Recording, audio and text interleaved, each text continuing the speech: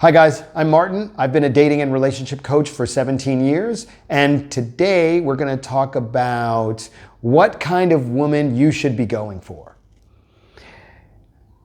Now, I'm assuming that you're an ambitious guy, and when I say ambitious, I don't mean you have a strong desire for money or success and status in conventional ways. When I say ambitious, I mean you have a strong desire to make something of yourself, to become a better person, to move forward in life. That's what I mean when I say an ambitious person.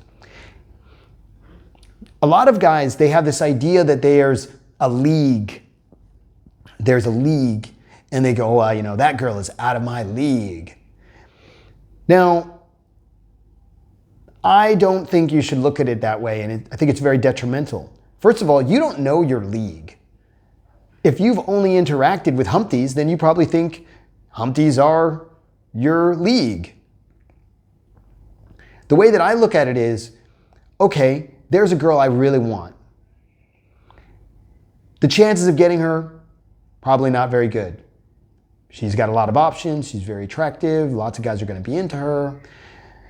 But the way I see it is, she can't choose me if I don't give her the opportunity to choose me.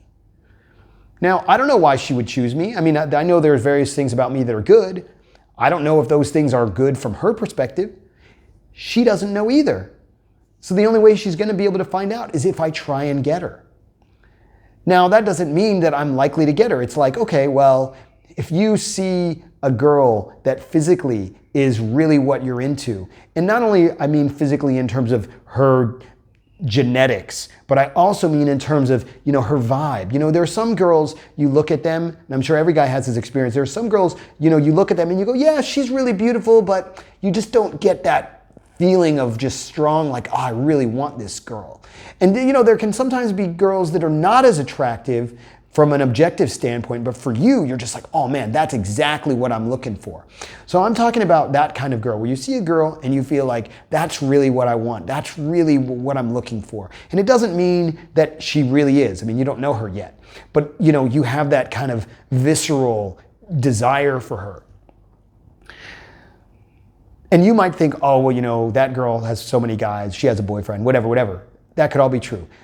But maybe she doesn't, or maybe she's not that interested in her boyfriend. Or, as I often say, if you ask most people, hey, when you've been in a relationship, what percentage of the time were you open to dating somebody else? Most people will say something like 80%. So you got to put yourself out there and give her the opportunity. That's the way that I looked at it. I thought, well, here's a girl, she's super beautiful. I don't know if I can get her, but you know what? I'll try anyway. And either I don't get her, which is exactly what I expected, or things go better than I thought. And I'm like, wow, now I'm winning really big. Because maybe you have some things about you that make it so that you're also what she really wants. But if you don't interact with her, she's not going to know, and she's not going to have the opportunity to be with you. So if you think that you're an ambitious guy and you have a lot to offer, go out there and give women a chance to be with you. It's really not fair to them if you don't. I don't know, is there something else? I feel like there was something else that I missed. Oh, right. Yeah, so once again, people, when they're talking about leagues, they're using these kind of very broad strokes ideas about what league means. It's usually about money or status, and that's usually what people mean when they say league. In a real relationship, most of that stuff isn't important. The guy who lives in the mansion in Beverly Hills has the same bullshit relationship problems that the guy who lives in a studio apartment has. It's no different. See, the beginning is different, but once you really have that relationship, it's the same shit. It really is. So when you say that a woman is out of your league, really what that could mean is the lifestyle that you lead doesn't line up with the lifestyle that she wants. But you never know, right? There's the classic stories like Aladdin, where Princess Jasmine, she's not interested in this luxury life that she has as a princess. She wants to leave that and see everyday things in everyday life. You know, there's the Titanic, another story like that, where she has this rich guy with this high class, high status lifestyle, but she's more interested in this poor boy who has a very unique life experiences and who is an artist and loves to, be more in his emotions and express himself more emotionally in terms of how he enjoys his time and how he interacts with other people. There are lots and lots of stories like this that show that women will often prefer a less luxurious lifestyle if it is fulfilling in other ways that are more important to them. Okay, we good? Yeah, is there anything else you want to add? I don't know. Is there anything else I want to add? I mean, there's probably other things I could add, but they don't come to mind right now. So, it's subjective, though, isn't it? A league, or what subjective? How to find the right woman.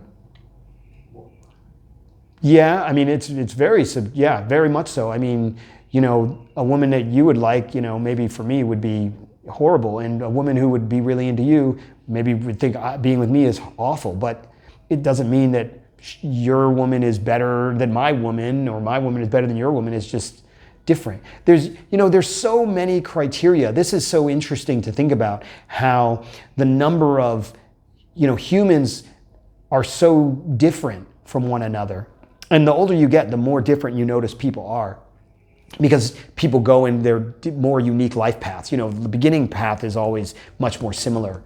But as you move through the world, you have increasingly unique experiences that shape your life more and who you are. And so, if we use me as a simple example, we could use you as a simple example too, because both of us have been, for a large part of our adult life, have been in Asia.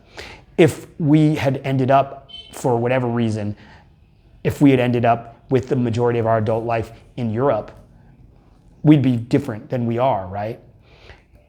Now, if you grew up in your own, wherever you are, I mean, maybe what's unique about your life is that because, I have a friend who was saying that he was really into playing instruments, but because he had a nomadic life, he didn't really develop that, because you can't really be, in a band when you're traveling around all the time. But if he'd lived in one place, then maybe that would have been his thing. He would have been really into music. And so that would have been a very different life experience, but just as appealing as, another life experience that he had of being kind of a nomad.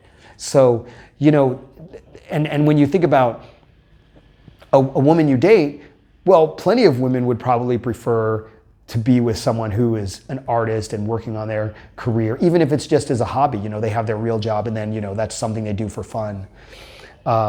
Then they would, bouncing around to different countries all the time and having kind of less stability, let's say, right? 'Cause that's a great example. A lot of people imagine that, they look at this kind of, lifestyle that you see a lot on Instagram with all these people who are traveling all the time. And they don't realize that a lot of women would much prefer, maybe you could even argue most women prefer, a really stable life setup where they know where you're going to be, they know when they can see you, they know what you're up to all the time. If something horrible was to happen, they could easily come and find you instead of you being, lost in the jungle somewhere and they have no idea what's going on. There's so many ways that you can develop yourself. Another example would be, I have a friend who he's quite wealthy, but he doesn't do, he and his wife do small trips, but they don't, they live in one place and, they have a pretty standard life. And, he does stuff at home, like bakes bread. He made his own pasta. That's pretty cool. But if you're, traveling around all the time, you can't do that sort of thing. Right? So when I talk about how there are so many ways that you can live and so many different lifestyles, this is kind of what I'm talking about. What your focus is can be very varies widely, and what kind of, one girl might be more interested in being involved in, this culinary adventure of making pasta from scratch than she would be in, being off in some beach in some random country that, most people have never heard of. It's just different. I think about that sometimes when I'm at the airport and you see the couples that are, they're backpacking, but they're not young. They're like, in their 40s or 50s, and they're backpacking, maybe that they're backpacking because that's all they can afford to do. But I often think that that's probably just the way they like to travel. And I don't want to travel that way. Like, that's certainly not my deal, but, they do. And, and that's my point, is that not every woman wants to stay in like some palace all the time. Some women, for them, putting on a backpack and going for a trek is cool and is what they would prefer, rather than, being, carried around in some, chair carried by servants. But most guys, a lot of guys imagine that that's what every girl wants. It's not true. Okay. Well, if you have any questions or comments, put them down below, like and subscribe. And as I always say, don't be a dick in the comments. I don't like dicks. It's not my thing.